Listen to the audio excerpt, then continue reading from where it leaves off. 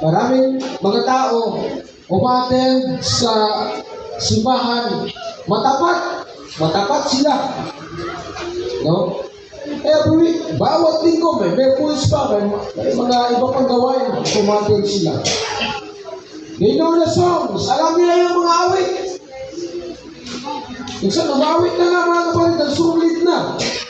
Hear the preaching, nakikinig ng mga magpangaral, pagtuturo. Participate in the church activities, nagpa-participate na.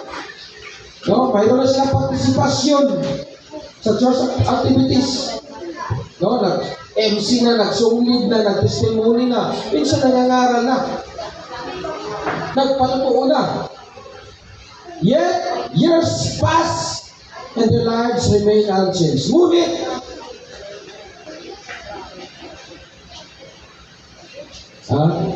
ang mga taon ay lumipas. Ang buhay nila ay nanatiling ganon pa rin. Walang pagbabago. God did not intend for church attendance alone to transform us. Ang Diyos, hindi lamang siya, mga kapatid, at nag-utos sa atin na pumunta lang sa church para magsimba, para simbahon siya. E ingon sa mga mangaral, kailangan kita mangalagad sa Ginoo. Hindi lang yung kahalagahan. Kundi, ang totoong mga kapatid, naglilingkod sa Diyos, kailangan may pagbabago, transformation. Kaya dapat yung mga style mo, mga kasuotan, nag-transform na. Amen?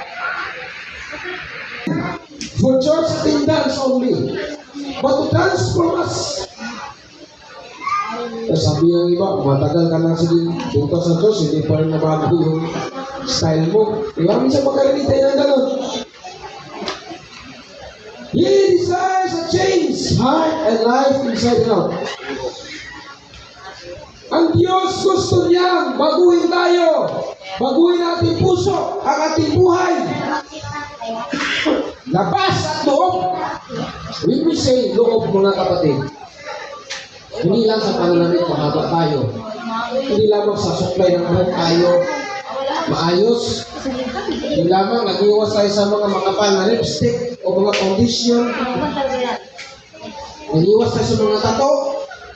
Dapat sa loob din, mga kapatid. Ang sabi dito, God desires us to change our heart and life inside and out.